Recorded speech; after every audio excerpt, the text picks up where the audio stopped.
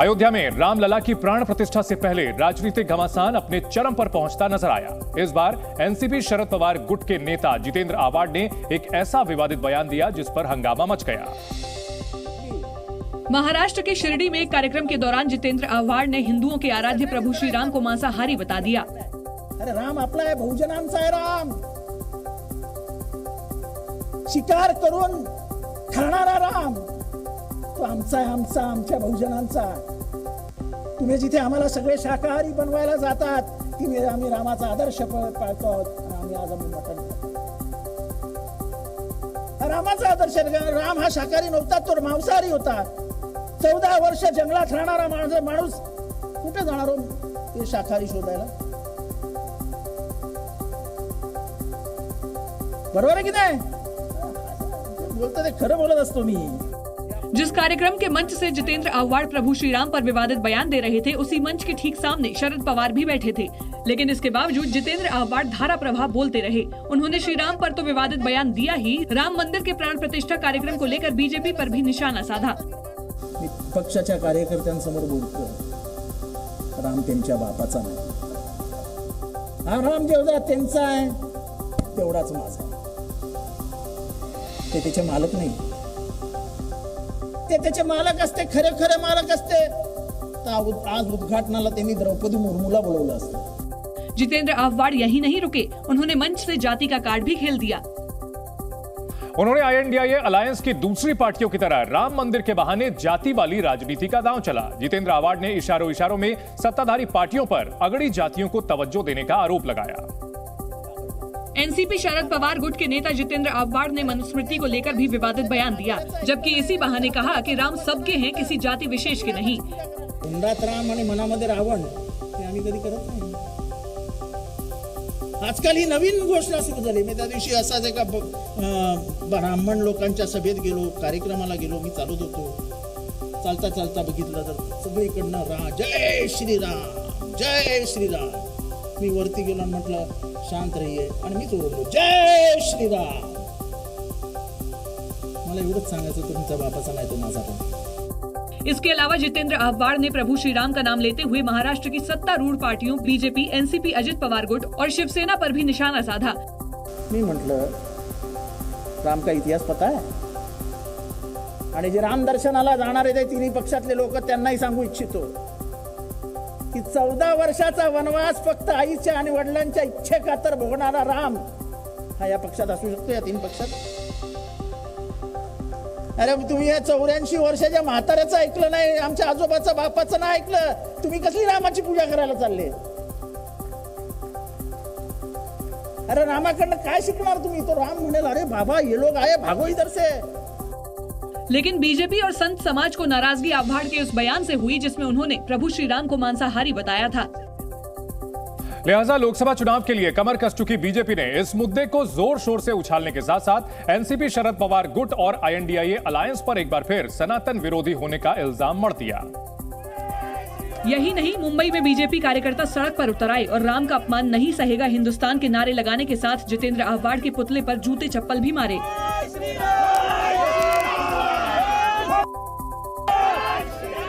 NCP नेता जितेंद्र आव्हाड के विवादित बयान के बाद भाजपा जो कार्यकर्ता जो हैं वो बेहद ज्यादा आक्रामक हो गए हैं और अपना विरोध प्रदर्शन जताने के लिए वो सड़कों पर उतरे हैं। इसके अलावा बीजेपी नेता राम कदम कार्यकर्ताओं के साथ घाटकोपर पुलिस स्टेशन गए और एनसीपी शरद पवार गुट के नेता जितेंद्र आव्हाड के खिलाफ शिकायत दर्ज करवाई। महाराष्ट्र की वर्तमान सरकार प्रभु रामचंद्र जी के दिए हुए रास्ते पर चलने वाली सरकार है और यहाँ पर प्रभु राम के प्रति यदि कोई कुछ बोले तो उसे दंड होगा, कठोर से कठोर दंड होगा। बीजेपी नेता राम कदम ने बताया कि उन्हें पुलिस ने आश्वस्त किया है कि जितेंद्र आव्हाड के खिलाफ कड़ी से कड़ी धाराएं लगाई जाएंगी।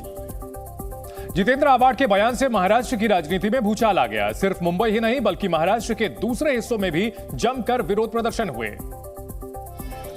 पुणे में बीजेपी कार्यकर्ताओं ने जितेंद्र आव्हाड के खिलाफ मोर्चा खोलते हुए चक्का जाम कर दिया। सड़क पर उतरे सैकड़ों कार्यकर्ताओं ने नारेबाजी की और आव्हाड के खिलाफ कार्रवाई की मांग करते नजर आए।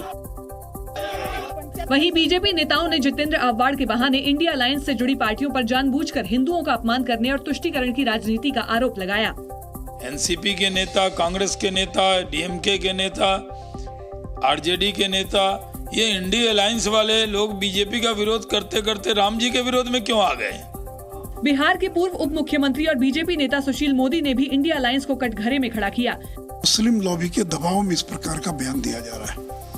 आपको ध्यान में होगा, केरल के अंदर मुस्लिम लीग ने कांग्रेस को चेतावनी दी है कि वो मंदिर के शिलान्यास कार्यक्रम में न जाए। बीजेपी के साथ साथ जितेंद्र आव्हाड के बयान पर विश्व हिंदू परिषद और संत समाज भी नाराज नजर आया। विश्व हिंदू परिषद और संत समाज ने जितेंद्र आव्हाड के बयान पर घोर आपत्ति दर्ज कराई। विश्व हिंदू परिषद ने तो INDIA अलायंस से जुड़ी पार्टियों पर सनातन धर्म को खत्म करने की साजिश करने का आरोप भी लगा दिया। VHP के विनोद बंसल ने कहा कि विपक्षी दल एक साथ मिलकर सनातन को नष्ट कर देना चाहते हैं। ये दल राम मंदिर से इस कदर चिढ़े हुए हैं कि जानबूझकर अनर्गल बयान दे रहे हैं। जैसे जैसे भगवान श्री राम की जन्मभूमि पर भव्य मंदिर का निर्माण कार्य पूर्णता की ओर है, वैसे वैसे इन सब रामद्रोहियों का दिमाग भी खाली होता जा रहा है, उसके अंदर घुस भरता जा रहा है।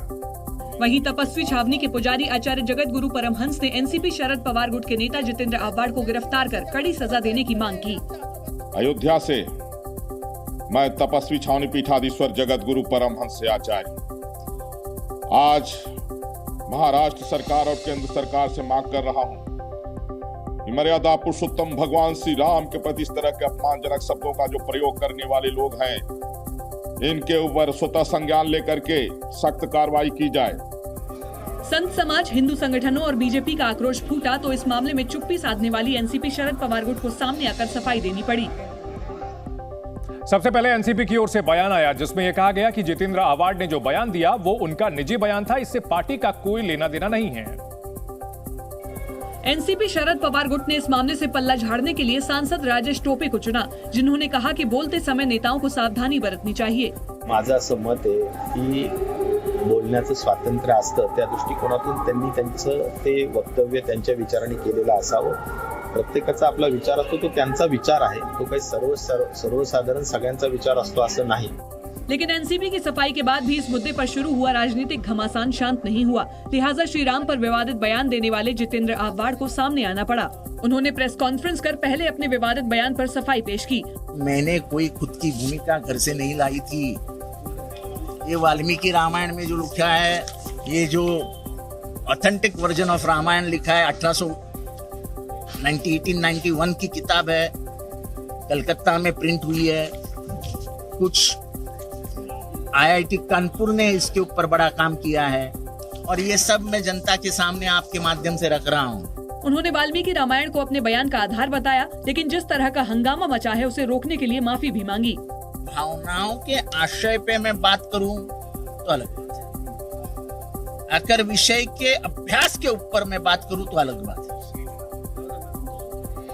लेकिन आज के बाद 22 तारीख तक लॉजिक पे बात होनी ही नहीं है, भावनाओं पे ही बात होनी है। इसलिए तो मैं खेद व्यक्त करता हूँ। मैं किसी के ही भावनाओं को ठेस नहीं पहुंचाना चाहता हूँ। आव्हाड ने माफी जरूर मांग ली, लेकिन उनका प्रभु श्री राम पर दिया गया बयान लोकसभा चुनाव में बीजेपी को ही फायदा पहुंचाएगा, जैसे डीएमके नेताओं के हिंदुओं पर दिए गए बयान ने विधानसभा चुनावों में पहुंचाया था। अयोध्या में 22 जनवरी को होने वाले रामलला की प्राण प्रतिष्ठा से पहले विपक्ष ने मोदी सरकार पर हमले और तेज कर दिए। बिहार के डिप्टी सीएम तेजस्वी यादव ने आरोप लगाया कि बीजेपी राम के नाम को भुनाने में जुटी है ताकि इससे वो सियासी फायदा उठा सके। एक कार्यक्रम में पहुंचे तेजस्वी यादव ने अपने संबोधन में सवाल पूछा कि लोगों को भूख लगेगी, बीमार पड़ेंगे या उन्हें रोजगार चाहिए होगा तो वो कहां जाएंगे? बीमार पड़ोगे, अस्पताल जाओगे कि मंदिर जाओगे? पेड़वा कट जाएगा तो मंदिर पंडित जी के दिखाई में जाएगा कि अस्पताल में डॉक्टर जी को दिखाओगे? बताओ। बीजेपी ने तेजस्वी के बयान को राम विरोधी बताया। तो लोगों को राम भी चाहिए, रोटी भी चाहिए। केवल रोटी से पेट नहीं भरता है, राम भी चाहिए। अगर राम और रोटी दोनों की आवश्यकता है तो ये जितना विरोध करेंगे उतना जनता की निगाह में गिरते चले जाएंगे। सुशील मोदी ने ये दावा भी किया कि जब कार सेवकों पर कार्रवाई हुई थी तो आरजेडी ने उसका समर्थन किया था। वहीं प्राण प्रतिष्ठा समारोह से पहले विपक्षी नेताओं के बयानबाजियों का सिलसिला कर्नाटक में भी शुरू हो गया। कर्नाटक विधान परिषद के सदस्य बीके हरिप्रसाद के बाद मुख्यमंत्री सिद्धरामैया के बेटे ने भी इस मुद्दे पर विवादित बयान दिया। मुख्यमंत्री सिद्धारमैया के बेटे यतींद्र सिद्धारमैया ने एक जनसभा के दौरान राम मंदिर को भारत के हिंदू राष्ट्र बनने का प्रतीक बताया और हिंदू राष्ट्र की तुलना पाकिस्तान और अफगानिस्तान जैसे देशों के साथ कर डाली। ಇವತ್ತು ನಮ್ಮ ನೆರೆ ರಾಷ್ಟ್ರಗಳನ್ನೇ ನೋಡಿ, ಪಾಕಿಸ್ತಾನ ಇರಬಹುದು, ಅಫ್ಘಾನಿಸ್ತಾನ ಇರಬಹುದು, ಇರಾನ್ ಇರಬಹುದು, ಅಲ್ಲೆಲ್ಲ ಏನಾಗಿದೆ, ಧರ್ಮದ ಹೆಸರಲ್ಲಿ ರಾಷ್ಟ್ರನ ಅವರು ಸ್ಥಾಪನೆ ಮಾಡಿದ್ರಿಂದ, ಧರ್ಮದ ಹೆಸರಲ್ಲಿ ರಾಷ್ಟ್ರ ನಡೆಸೋದ್ರಿಂದ ಅವರು ಸಂಪೂರ್ಣವಾಗಿ ಸರ್ವಾಧಿಕಾರಕ್ಕೆ ಹೊರಡಬೇಕಾಯಿತು, ದೇಶ ವಿನಾಶ ಸ್ಥಿತಿಗೆ ಹೋಯಿತು। कांग्रेस नेता यतींद्र सिद्धारमैया ने ये भी कहा कि देश की धर्मनिरपेक्षता पर खतरा मंडरा रहा है। गौरतलब है कि इससे पहले कर्नाटक कांग्रेस के ही नेता बीके हरिप्रसाद ने कहा था कि उन्हें आशंका है कि कर्नाटक में गोधरा जैसी घटना हो सकती है। When you go back to the history of the Bharatiya Janata Party regarding Godhra or Pulwama or Kandahar, and there were a lot of disturbances, lot of lives and property were lost. So it is the habit, it's habitual offenders, Bharatiya Janata Party, they can do anything. हालांकि BK Hariprasad के इस बयान के खिलाफ BJP ने हमला बोल दिया। कर्नाटक के पूर्व सीएम बीएस बोम्मई ने हरिप्रसाद के खिलाफ कानूनी कार्रवाई की मांग कर डाली। Congress is not only the political party which is against the interest of the people, but Congress is also a party against the interest of the nation also. So they always think negative of things, and they claim that Ram Mandir is used politically. It is not. It is daily their statement. It is making it political. इस दौरान बसवराज बोम्मई ने कांग्रेस समेत विपक्षी पार्टियों को राम भक्तों को डराने और प्राण प्रतिष्ठा कार्यक्रम को लेकर लोगों के उत्साह को कम करने की कोशिश का आरोप भी लगाया। विपक्षी दलों के राम मंदिर और सनातन पर दिए जा रहे विवादित बयानों के बाद बीजेपी के प्रवक्ता और राज्यसभा सांसद सुधांशु त्रिवेदी ने भी हमला बोला। उन्होंने विपक्षी दलों को अच्छे काम में बाधा डालने वाला बताया। कुछ लोग ऐसे होते हैं जो कितना भी सुंदर कार्य हो रहा हो उसमें विघ्न डालकर ही संतोष उत्पन्न करना चाहते हैं। तो ये विपक्ष वाले जो सदा सर्वदा से भव्य श्री राम मंदिर के विरोध में रहे थे, ये अंतिम चरण में भी विघ्न डालकर विघ्न संतोषी बनना चाहते हैं। परंतु अब देश की जनता ऐसे किसी विघ्न संतोषी के साथ नहीं है। 22 जनवरी को अयोध्या में रामलला विराजमान होंगे, जिसको लेकर पूरे देश में उत्सव का माहौल है। राम मंदिर की प्राण प्रतिष्ठा समारोह को लेकर जयपुर हेरिटेज ने बड़ा फैसला लिया है। प्राण प्रतिष्ठा के दिन यानी 22 जनवरी को राजधानी जयपुर में मांस की सभी दुकानें बंद रखी जाएंगी। साथ ही 22 जनवरी को पूरे शहर में दीपोत्सव मनाया जाएगा। विश्व हिंदू परिषद के कार्यकर्ताओं ने घर घर जाकर अयोध्या से आए पूजित अक्षत बांटे और लोगों को राम मंदिर प्राण प्रतिष्ठा कार्यक्रम में शामिल होने का न्योता दिया। कार्यकर्ताओं ने लोगों से 22 जनवरी को घर में दिया जलाने और पास के मंदिरों में जाकर भजन कीर्तन में शामिल होने की अपील की। बीकानेर के 3D कलाकार कृष्ण कुमार व्यास अयोध्या के राम मंदिर को घर घर तक पहुंचाने के काम में जुटे हैं। कृष्ण कुमार व्यास 3D आर्ट के जरिए राम मंदिर का 3D मॉडल बनाकर लोगों को भेंट कर रहे हैं। वो अब तक 100 से ज्यादा राम मंदिर के 3D मॉडल लोगों को भेंट कर चुके हैं। राम मंदिर की प्राण प्रतिष्ठा से पहले सूरत के बाजार राम और राम मंदिर के रंग में रंग गए हैं। मकर संक्रांति से पहले बाजारों में राम मंदिर की थीम पर बने सामान बिक रहे हैं। सूरत के पतंग बाजार में ज्यादातर खरीदार राम मंदिर की थीम पर बनी पतंगें पसंद कर रहे हैं। अयोध्या में श्री राम मंदिर का भव्य तल बनकर तैयार हो चुका है। पहला तल तैयार होने के बाद 22 तारीख को प्राण प्रतिष्ठा पूरी होने का इंतजार है। मंदिर के कपाट उसके बाद श्रद्धालुओं के लिए खोल दिए जाएंगे। लेकिन उससे पहले राम मंदिर ट्रस्ट ने राम मंदिर की बनावट, उसकी विशालता और खूबियों के बारे में जानकारी दी। राम मंदिर ट्रस्ट ने सोशल मीडिया पोस्ट के जरिए मंदिर के हर कोने की विस्तार से जानकारी दी। प्रवेश द्वार से लेकर गर्भगृह तक मंदिर कैसा दिखेगा, मंदिर की वास्तु शैली क्या है, मंदिर कितने एरिया में बना है, ये सारी जानकारी ट्रस्ट ने दी है। जानकारी के मुताबिक अयोध्या का श्री राम मंदिर परंपरागत नागर शैली में बनाया जा रहा है, जिसकी लंबाई 380 फीट, चौड़ाई 250 फीट और ऊंचाई 161 फीट होगी। राम मंदिर 3 मंजिला होगा और हर मंजिल की ऊंचाई 20 फीट होगी। पूरे मंदिर में 392 खंबे और 44 छोटे बड़े द्वार होंगे। ट्रस्ट ने मंदिर की तीनों मंजिलों की बनावट और वहां स्थापित होने वाली मूर्तियों के बारे में भी जानकारी दी, जिसके मुताबिक मंदिर की तीनों मंजिलों पर भगवान श्री राम के अलग अलग रूप दिखाए जाएंगे और उसी के मुताबिक अलग अलग मूर्तियां भी स्थापित की जाएंगी। साथ ही मंदिर की दीवारों और खंभों पर देवी देवताओं की मूर्तियां उकेरी जाएंगी। मंदिर के गर्भगृह में भगवान राम के बाल रूप की प्रतिमा स्थापित की जाएगी। ये वही प्रतिमा होगी जिसे 3 प्रतिमाओं में से चुना जाएगा। वहीं पहली मंजिल पर श्री राम दरबार का दृश्य होगा। पहली मंजिल पर श्री राम के साथ साथ माता सीता, भरत, लक्ष्मण, शत्रुघ्न और राम भक्त हनुमान की प्रतिमा भी होंगी। इसके अलावा मुख्य मंदिर में 5 मंडप होंगे, जिनके नाम नृत्य मंडप, रंग मंडप, सभा मंडप, प्रार्थना मंडप और कीर्तन मंडप हैं। राम मंदिर में प्रवेश पूर्व दिशा से होगा और श्रद्धालु 32 सीढ़ियां चढ़कर सिंह द्वार तक पहुंचेंगे। दिव्यांग और बुजुर्गों के लिए प्रवेश द्वार पर रैंप और लिफ्ट का भी इंतजाम रहेगा। साथ ही मंदिर के चारों ओर आयताकार परकोटा बनाया जाएगा। मुख्य मंदिर के चारों तरफ बनने वाला ये परकोटा अपने आप में बेहद खास होगा। राम मंदिर का काम पूरा होने के बाद परकोटे के अंदर 6 छोटे मंदिरों का निर्माण किया जाएगा, जिसमें परकोटे के चारों कोनों पर सूर्यदेव, माता भगवती, भगवान गणेश और भगवान शिव के मंदिर बनाए जाएंगे, जबकि उत्तरी दीवार पर माता अन्नपूर्णा और दक्षिणी दीवार पर हनुमान जी का मंदिर बनाया जाएगा। मुख्य मंदिर के पास ही प्राचीन काल सीता कूप भी मौजूद रहेगा। साथ ही मंदिर परिसर में महर्षि वाल्मीकि, महर्षि वशिष्ठ, महर्षि विश्वामित्र, महर्षि अगस्त्य, निषाद राज, माता शबरी व देवी अहिल्या के छोटे मंदिर भी बनाए जाएंगे। मुख्य मंदिर के दक्षिण हिस्से में नवरत्न कुबेर टीले पर मौजूद भगवान शिव के प्राचीन मंदिर का जीर्णोद्धार किया गया है और वहां जटायु की प्रतिमा स्थापित की गई है।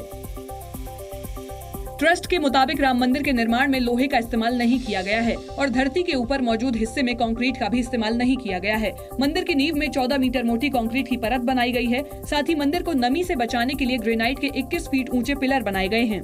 मंदिर परिसर में सीवर ट्रीटमेंट और वाटर ट्रीटमेंट प्लांट भी लगाया गया है। साथ ही पावर स्टेशन और फायर ब्रिगेड के लिए पानी का भी पूरा इंतजाम किया गया है।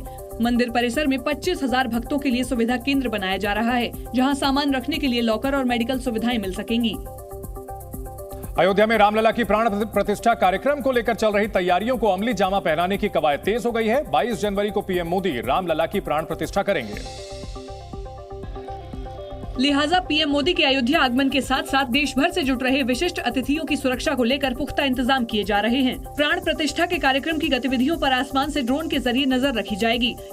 हम लोगों ने पहले बताया था, अयोध्या सुरक्षा के परिप्रेक्ष्य में हम लोग हर तकनीक का अब इसमें सम्मेलन कर रहे हैं और उसी परिप्रेक्ष्य में जितनी भी टेक्नोलॉजी एडवांसमेंट हुआ है ड्रोन के परिप्रेक्ष्य में, उसको भी हम इसमें समाविष्ट करते हैं। ये ड्रोन बेहद हाईटेक होंगे, जिनका इस्तेमाल भारतीय सेना भी करती है। लिहाजा अयोध्या की पुलिस लाइन में इस हाईटेक ड्रोन के साथ पुलिस कर्मियों को प्रशिक्षित किया गया। इसमें बैटरी नहीं है कि बैटरी हर 40 मिनट या 30 मिनट पे हमें नीचे करना पड़ेगा, फिर बैटरी बैकअप। इसको हम कंसिस्टेंट 6 आवर तक जनरेटर से पावर देके, जैसे आप देख सकते हैं उसमें जनरेटर है, जनरेटर से पावर दे करके हम इसको कंसिस्टेंट 6 आवर 7 आवर तक फ्लाई कर सकते हैं।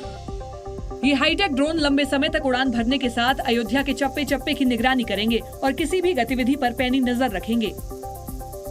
आध्यात्मिक राजधानी के तौर पर विकसित हो रही अयोध्या को सजाने और संवारने का काम भी जोरों पर है। अयोध्या आने वाले सभी श्रद्धालुओं के स्वागत के लिए राम नगरी को भव्य रूप दिया जा रहा है। राम पथ के प्रवेश द्वार पर ही हाथ जोड़ करके एक ऐसा अद्भुत अलौकिक स्टैचू तैयार किया गया है, जिसे देखने के बाद कोई भी राम भक्त इसकी फोटो लेने और वीडियो बनाने से खुद को शायद ही रोक पाएगा। इसके अलावा अयोध्या विकास प्राधिकरण की ओर से रामपथ के प्रवेश द्वार पर एक बड़ा सा गेट लगाने के साथ एक मूर्ति भी लगाई गई है, जो रामनगरी की सुंदरता को बढ़ाती नजर आती है। मुख्यमंत्री योगी आदित्यनाथ के निर्देश पर अयोध्या में 8 परिकल्पनाओं के आधार पर निरंतर कार्य हो रहे हैं, जिससे अवधपुरी को वैश्विक नगरी बनाने का सपना साकार होने जा रहा है। अयोध्या में 30,000 करोड़ से ज्यादा की परियोजनाओं में से अधिकांश 2024 में पूरी हो रही हैं। 178 परियोजनाओं के जरिए अयोध्या को विश्व स्तरीय नगरी के रूप में विकसित करने का संकल्प सिद्धि तक पहुँचता दिख रहा है। विदेश मंत्री एस जयशंकर 2 दिनों के नेपाल दौरे पर काठमांडू पहुंचे हैं।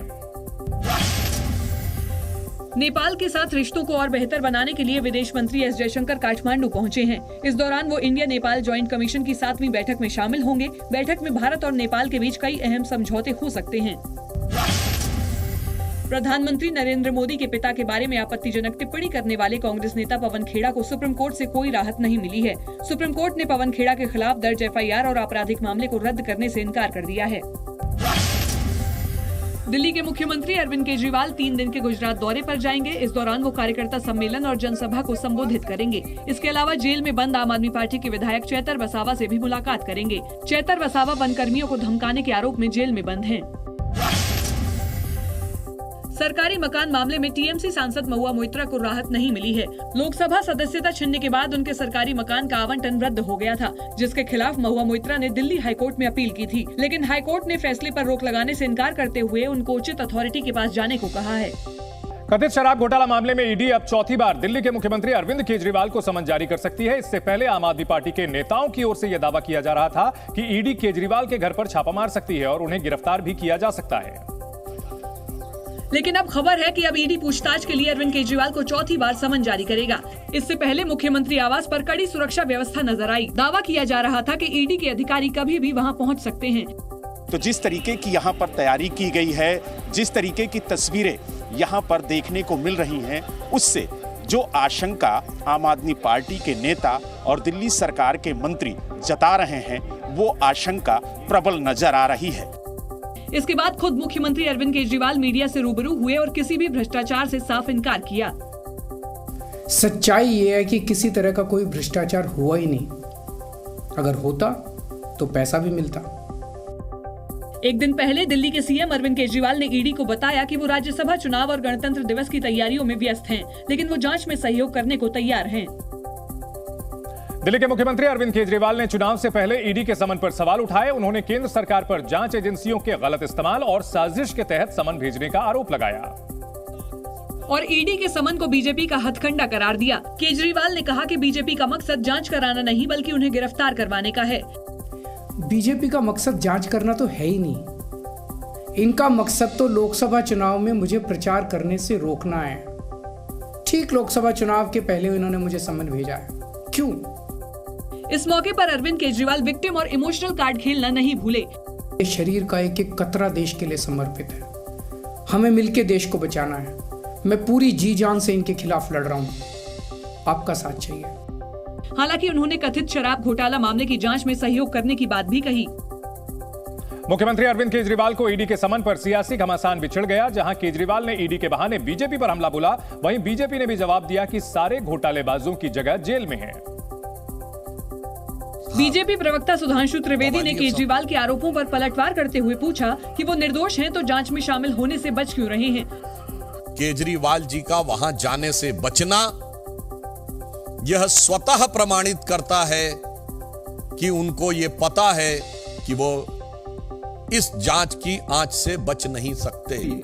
जबकि बीजेपी नेता शहजाद पूनावाला ने अरविंद केजरीवाल पर बहाना बनाकर ईडी के सामने पेशी से बचने का आरोप लगाया।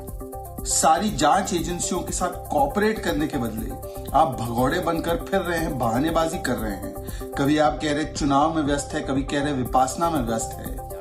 वहीं केंद्रीय मंत्री नित्यानंद राय ने कहा कि ईडी वहीं कार्रवाई करता है जहां घोटाला हुआ हो। ईडी कानून के हिसाब से काम करती है, तो क्या भ्रष्टाचार करने वाले, घोटाला करने वालों को कानून छूट दे दे? इतना ही नहीं, बीजेपी नेताओं ने कहा कि अगर अरविंद केजरीवाल इतने ही पाक साफ हैं, तो फिर वो पेशी से डर क्यों रहे हैं। केजरीवाल को ईडी के समन के बाद आरोप प्रत्यारोप का दौर शुरू हो गया। बीजेपी ने आम आदमी पार्टी को सबसे भ्रष्ट पार्टी बताया। वहीं बीजेपी के आरोपों पर आम आदमी पार्टी ने भी पलटवार किया। दिल्ली सरकार में मंत्री आतिशी ने बीजेपी के इशारे पर अरविंद केजरीवाल को समन भेजने का आरोप लगाया। पहले Bharatiya Janata party press conference करती है, प्रेस कॉन्फ्रेंस करके कहती है अरविंद केजरीवाल को समन किया जाएगा, अरविंद केजरीवाल को गिरफ्तार किया जाएगा, और फिर उसके अगले दिन उनकी प्रेस कॉन्फ्रेंस के आधार पर समन भेजा जाता है। वहीं सौरभ भारद्वाज ने एक बार फिर आशंका जताई कि आने वाले दिनों में सीएम केजरीवाल की गिरफ्तारी हो सकती है। आज तो वैसे भी नहीं कर सकते क्योंकि सुबह 7 बजे आना था, आपका खेल खुल गया। अब तो कल करोगे, परसों करोगे, नरसों करोगे। आम आदमी पार्टी ने आरोप लगाया कि बीजेपी लोकसभा चुनावों से पहले ईडी सीबीआई का इस्तेमाल कर विपक्षी नेताओं को जेल भेजना चाहती है। अरविंद केजरीवाल को ईडी के समन पर छिड़ी सियासी बयानबाजी के बीच INDIA गठबंधन में शामिल दलों के नेताओं ने भी अपनी अपनी प्रतिक्रिया दी। जहां कांग्रेस नेता संदीप दीक्षित ने केजरीवाल को पेश होने की नसीहत दी, वहीं शिवसेना उद्धव गुट ने चुनाव से पहले ईडी की कार्रवाई पर सवाल उठाए। सभा में तो कांग्रेस नेता संदीप दीक्षित ने केंद्र सरकार पर सरकारी एजेंसियों के गलत इस्तेमाल का आरोप लगाया। साथ ही उन्होंने ये भी कहा कि केजरीवाल को ईडी के सामने पेश होकर अपनी बात रखनी चाहिए। अब कानून का कोई दुरुपयोग करे वो अलग बात है, उसके लिए आप कोर्ट जा सकते हैं, आप न्यायालय जाना चाहिए आपको, लेकिन ये तहकीकात में तो आपको जुड़ना चाहिए था। तो वहीं शिवसेना उद्धव गुट के नेता संजय राउत ने आरोप लगाया कि महाराष्ट्र हो, दिल्ली या फिर झारखंड, हर जगह विपक्ष के नेताओं पर सरकारी एजेंसियों के बहाने दबाव बनाया जा रहा है। जो हमारे साथ नहीं है उनको 2024 से पहले जेल में बंद किया जाए, चुनाव में जाए। इमरजेंसी में यही हो रहा था। ईडी के समन पर बीजेपी और इंडिया गठबंधन के नेताओं के बीच आरोप प्रत्यारोपों का दौर चलता रहा। इस बीच खबर है कि ईडी जल्द ही अरविंद केजरीवाल को चौथा समन भेज सकता है और उन्हें पूछताछ के लिए बुला सकता है। दिल्ली में आम आदमी पार्टी सरकार की मुश्किलें कम होती नजर नहीं आ रही हैं। दिल्ली के उपराज्यपाल विनय कुमार सक्सेना ने एक और मामले में सीबीआई जांच के आदेश दे दिए, जिससे केजरीवाल सरकार की मुश्किलें बढ़ सकती हैं। क्योंकि राजधानी के सरकारी अस्पतालों में नकली दवाओं की सप्लाई के बाद अब मोहल्ला क्लिनिक में पैथोलॉजी और रेडियोलॉजी टेस्ट में फर्जीवाड़े का आरोप लगा है। इस मामले में उपराज्यपाल विनय कुमार सक्सेना ने सीबीआई जांच का आदेश दे दिया है। आरोप है कि मोहल्ला क्लिनिक में फर्जी मरीजों के नाम पर हजारों टेस्ट करवाए गए। मरीजों की एंट्री दिखाने के लिए फर्जी और गैर मौजूद मोबाइल नंबरों का इस्तेमाल किया गया। मोहल्ला क्लिनिक में डॉक्टर उपलब्ध नहीं थे, लेकिन फर्जी तरीके से उनकी उपस्थिति दिखाई गई। इतना ही नहीं, भ्रष्टाचार और दस्तावेजों में भी हेराफेरी की गई और लाखों फर्जी टेस्ट के बदले निजी लैब को फायदा पहुँचाया गया। उपराज्यपाल ने मोहल्ला क्लिनिक में फर्जी टेस्ट की जांच की सिफारिश ऐसे समय पर की है जब केंद्रीय जांच एजेंसी पहले से ही केजरीवाल सरकार के खिलाफ जांच में जुटी है, जिनमें कथित शराब घोटाला प्रमुख है। इस मामले में खुद अरविंद केजरीवाल को ईडी 3 बार तलब कर चुका है। अब मोहल्ला क्लिनिक में फर्जी टेस्ट के आरोपों की सीबीआई जांच के आदेश के बाद एक बार फिर दिल्ली सरकार और राजभवन के बीच तनातनी बढ़ सकती है।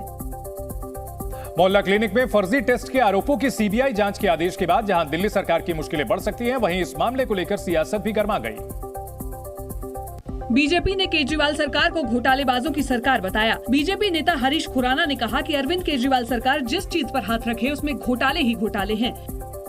दवाई घोटाला और अब जिस प्रकार से एक नया घोटाला सामने आया कि टेस्ट के नाम पे जो मरीजों के टेस्ट होने चाहिए उसमें भी हम घोटाला कर रहे हैं। वहीं सुधांशु त्रिवेदी ने आरोप लगाया कि केजरीवाल सरकार ने दवा से लेकर दारू तक सभी चीजों में घोटाला किया। अरविंद केजरीवाल जी को इस जांच, दवा की जांच, मोहल्ला क्लिनिक के घोटाले के ऊपर जवाब देना चाहिए। इससे पहले उपराज्यपाल ने दिल्ली सरकार के अस्पतालों और मोहल्ला क्लिनिकों में गैर मानक दवाओं की खरीद और आपूर्ति की सीबीआई जांच की सिफारिश की थी। जानकारी के मुताबिक कई मरीजों की शिकायतों के बाद अस्पताल से दवाओं के सैंपल इकट्ठा किए गए थे, लेकिन लैब टेस्ट में कई दवाओं के सैंपल मानक पर खरे नहीं उतरे थे। लोकसभा चुनाव में बीजेपी को सत्ता से हटाने के लिए बने इंडिया गठबंधन में खटपट बढ़ती ही जा रही है। पश्चिम बंगाल में सीट बंटवारे को लेकर कांग्रेस और टीएमसी में जुबानी जंग तेज हो गई, जिसके पीछे ममता बनर्जी के उस बयान को वजह माना जा रहा है जिसमें ममता ने बंगाल में कांग्रेस को लोकसभा चुनाव के लिए 2 सीटें देने की बात कही थी।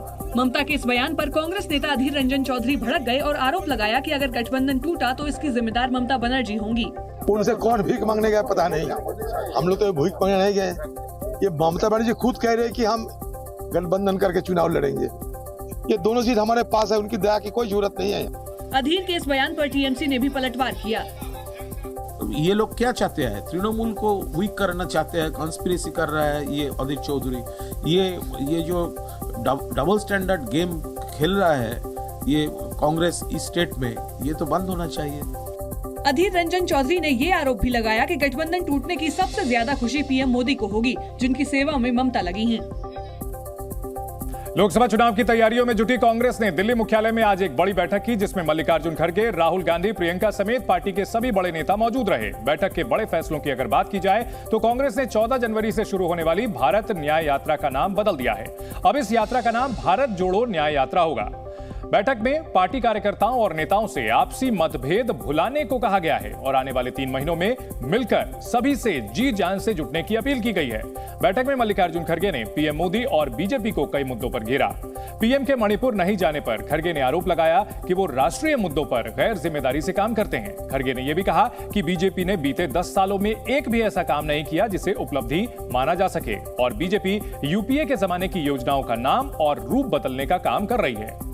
खड़गे ने आरोप लगाया कि शीतकालीन सत्र में 146 सांसदों को अलोकतांत्रिक तरीके से निलंबित किया गया। प्रधानमंत्री नरेंद्र मोदी कल लक्षद्वीप के दौरे पर थे, जहां उन्होंने जनसभा को संबोधित करने के साथ ही कुछ वक्त समुद्र किनारे भी बिताया, जिसका वीडियो प्रधानमंत्री ने सोशल मीडिया पर शेयर किया है। इन वीडियो में प्रधानमंत्री का अलग ही अंदाज दिखा। एक वीडियो में प्रधानमंत्री कुर्ते पजामे पर शॉल लपेटकर समंदर किनारे टहलते दिखाई दिए। लक्षद्वीप की प्राकृतिक सुंदरता का आनंद उठाते हुए पीएम मोदी समुद्र तट पर सुबह की सैर भी करते दिखे। वहीं दूसरे वीडियो में पीएम मोदी का अलग अंदाज दिखा। पीएम मोदी स्नॉर्कलिंग का रोमांचक अनुभव लेते नजर आए। इसके अलावा उन्होंने बीच पर बैठकर लक्षद्वीप की प्राकृतिक सुंदरता और वहां के एकांत का आनंद लिया। तस्वीरों को उन्होंने साझा किया और बताया कि लक्षद्वीप की प्राकृतिक सुंदरता ने उनके अंदर एक ऊर्जा भर दी है। अब वो 140 करोड़ भारतवासियों के कल्याण के लिए और भी अधिक मेहनत करेंगे। इंडिया गठबंधन जहां सीट बंटवारे की लड़ाई में उलझा पड़ा है, तो दूसरी तरफ बीजेपी 2024 के लोकसभा चुनाव के लिए मिशन मोड में काम कर रही है। जानकारी के मुताबिक बीजेपी के कई राज्यसभा सांसद लोकसभा का चुनाव लड़ सकते हैं। केंद्रीय मंत्री भूपेंद्र यादव, धर्मेंद्र प्रधान, मनसुख मांडविया, अश्विनी वैष्णव, नारायण राणे और पुरुषोत्तम रूपाला समेत 9 मंत्रियों का कार्यकाल 2024 में खत्म हो रहा है। बीजेपी सूत्रों के हवाले से खबर है कि इन सभी मंत्रियों को लोकसभा चुनाव लड़ाया जाएगा। केंद्रीय मंत्री पीयूष गोयल का राज्यसभा टर्म अभी बाकी है, लेकिन उनको भी लोकसभा चुनाव में उतारा जा सकता है। गुजरात के सूरत में 20 महीने के बच्चे की एक हादसे में मौत हो गई, लेकिन इस दुनिया से जाते जाते ये मासूम 5 लोगों को नई जिंदगी देकर गया। 20 महीने का रेयांश यश गच्चर 28 दिसंबर को गलती से घर की पहली मंजिल से नीचे गिर गया था। इस हादसे में उसके सिर में गहरी चोट आई और 1 जनवरी को सूरत के डॉक्टरों ने उसे ब्रेन डेड घोषित कर दिया। बच्चे के ब्रेन डेड होने के बाद अंगदान से जुड़ी डोनेट लाइफ नाम की संस्था ने उसके घर वालों से संपर्क किया और उनको समझाया कि रेयांश के शरीर के हिस्से कैसे किसी दूसरे इंसान को नई जिंदगी दे सकते हैं। डॉक्टरों और संस्था के लोगों की सलाह पर रेयांश के परिवार वाले अंगदान के लिए राजी हो गए। इसके बाद रेयांश की दोनों किडनी, आंखें और लिवर जरूरतमंद लोगों को दान कर दिए गए। 20 महीने के रेयांश की दोनों kidney institute of kidney disease and research centre Ahmedabad को दे दी गई, जबकि दोनों आंखें सूरत के ही लोक दृष्टि चक्षु बैंक को दान कर दी गई। वहीं रेयांश का लिवर मुंबई के नानावती अस्पताल में भर्ती 12 साल के बच्चे को दिया गया। लिवर को तय समय के अंदर सूरत से मुंबई तक पहुंचाने के लिए 281 किलोमीटर लंबा ग्रीन कॉरिडोर बनाया गया, जिसकी वजह से यह दूरी 3 घंटे 45 मिनट में तय की गई और समय पर लिवर ट्रांसप्लांट किया जा सका। दिल्ली समेत पूरे उत्तर भारत में कड़ाके की ठंड के साथ साथ घने कोहरे की मार देखी जा रही है। दिल्ली में कोहरे के कारण विजिबिलिटी कम हो गई, जिसका सीधा असर यातायात पर देखा गया। घने कोहरे के चलते दिल्ली एयरपोर्ट पर कई फ्लाइट्स लेट हो गईं, तो वहीं 26 ट्रेनें देरी से चली, जिसकी वजह से यात्रियों को काफी परेशानी का सामना करना पड़ा। जम्मू कश्मीर में ठंड का प्रकोप लगातार जारी है। जम्मू कश्मीर के कई इलाकों में न्यूनतम तापमान 0 से नीचे चला गया। वहीं श्रीनगर में तापमान -3.8 डिग्री सेल्सियस दर्ज किया गया। ठंड की वजह से डल झील का ज्यादातर हिस्सा जम गया है।